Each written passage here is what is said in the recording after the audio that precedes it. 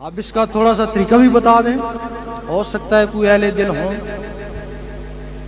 روزانہ 66 مرتبہ سفید کاغذ پر کالی پنسل سے لفظ اللہ لکھیں۔ جس طرح 786 کو بسم اللہ سے نسبت ہے، اسی طرح 66 کو اسم اللہ سے نسبت ہے۔ آپ تھوڑے دن لکھیں گے، ایک دن آئے گا جو آپ کاغذ پہ لکھتے تھے وہ آپ کی آنکھوں پہ تیرنا شروع ہو جائے گا۔ جب آنکھوں پہ تیرنا شروع ہو جائے پھر لکھنا بند کر دیں، آنکھوں سے پھر اس کو دل کے اوپر اتارنے کی کوشش کریں۔ اگر اللہ نے چاہا تو جو کاغذ پہ لکھتے تھے وہ دل پہ لکھا نظر آئے گا۔ اس وقت دل کی دھڑکن تیز ہو جائے گی، ٹک ٹک ٹک، اس ٹک ٹک کے ساتھ اللہم لائیں۔ بار بار ایسا کریں گے، رب نے چاہا دل کی دھڑکنیں اللہ اللہ میں تبدیل ہو جائیں گے۔ رات کو سونے لگیں، انگلی کو قلم خیال کر کے دل کے اوپر اللہ لکھتے لکھتے سو جائیں، اسی میں نیند آ جائیں۔ آدھی رات کے وقت اس دنیا میں روزانہ 70,000 فرشتہ آتا ہے، سب سے پہلے حضور پاک کے روزے پہ حاضری دیتا ہے۔ اس کو دوبارہ نہیں موقع ملتا، ایک ہی دفعہ آئے گا۔ حاضری کے بعد ان لوگوں کو ڈھونڈتا ہے جن کا تعلق حضور پاک سے، ان کی لسٹیں ان کے پاس ہوتی ہیں، پھر وہ لسٹیں لے کے وہاں پہنچ جاتے ہیں۔ کرامن کاتبین سے پوچھتے ہیں بتاؤ اس کا آخری عمل کیا تھا جب یہ سونے لگا تھا؟ بھائی یہ عشاء کی نماز پڑھ کے سویا تھا۔ دعا دیتے ہیں اللہ تعالیٰ اس کو اور خوش رکھے، اور اس کا یہ دروشی پڑھ کے سویا تھا، اللہ تعالیٰ اس کو بھی خوش رکھے، اور اس کا یہ ایک مسکین کو کھانا کھلا کے سویا تھا، اللہ تعالیٰ اس کو بھی خوش رکھے، اور اس کا یہ اللہ پڑھتے پڑھتے اسی کی مستی میں سو گیا تھا۔ وہ کہتے ہیں خاموش، آہستہ بات کرو، شاید اس کی یاد میں آنکھ لگ گئی ہے، اور ہو سکتا ہے ساری رات تمہاری اللہ تعالیٰ عبادت میں شامل کر دے، کیونکہ سوتے وقت جو نیت ہوتی ہے خواب میں بھی وہی کچھ ہوتا ہے۔ اللہ پڑھتے پڑھتے سو گئے اور خواب میں بھی اللہ پڑھتے۔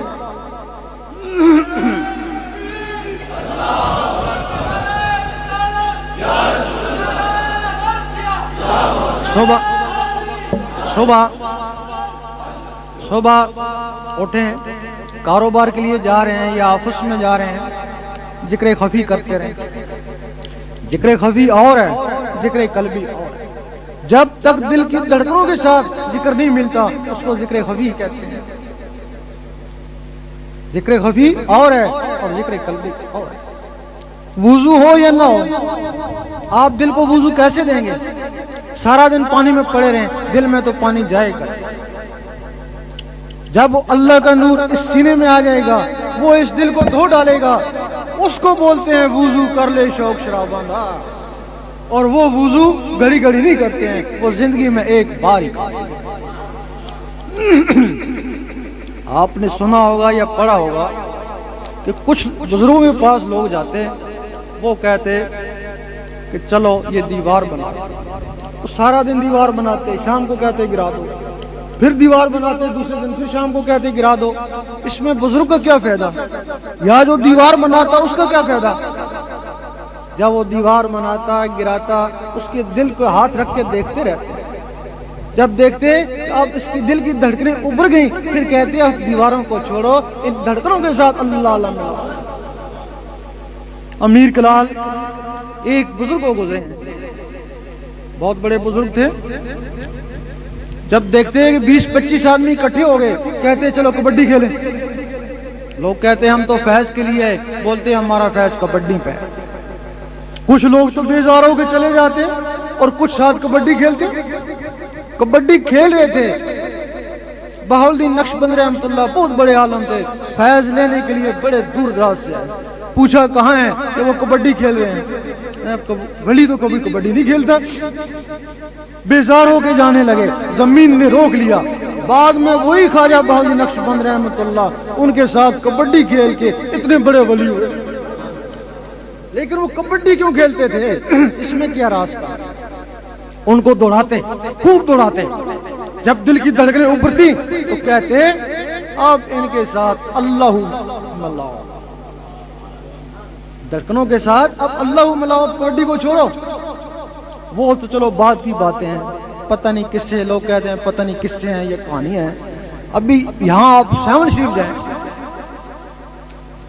وہاں دمال ہے، اب لوگ کہتے ہیں دمادہ مست کلندر، اور اس کے ساتھ دمال کرتے ہیں۔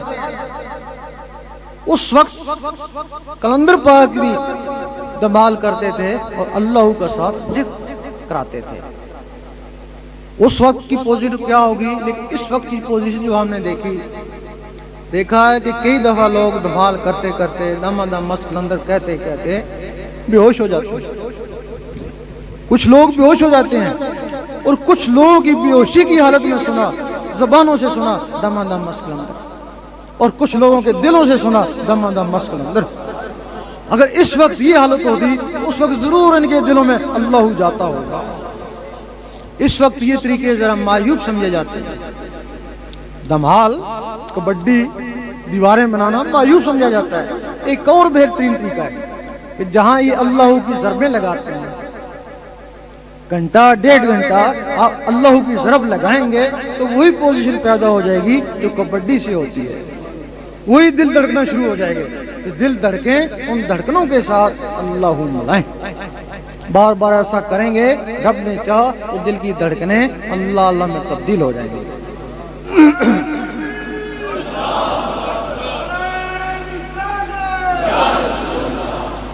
کچھ جسم میں جلالی ہیں، کچھ جسم میں جمالی ہیں۔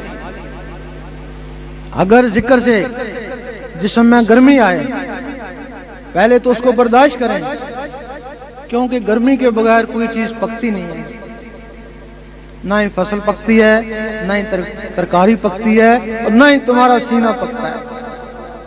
لیکن جب ترکاری جلنے کو ہوتی ہے تو اس کے اوپر پانی ڈالتے ہیں، فصل جلنے کو ہوتی ہے تو اللہ تعالیٰ بارش برساتا ہے۔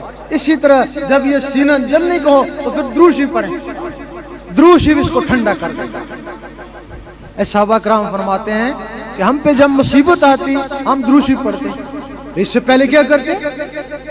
ہر وقت ذکر الہی میں رہتے۔ لیکن جب دل گھٹنے کو ہوتا، گرمی آتی، خیال آتا کہ گھر کو چھوڑو جنگل میں جاؤ، درود شریف پڑھتے، وہ ان کو ٹھنڈا کر دیتا۔ زبانی عبادت میں سب سے افضل درود شریف ہے، لیکن جب ذکر قلبی عطا ہو جائے تو درود شریف اس کا وسیلہ بن جائے۔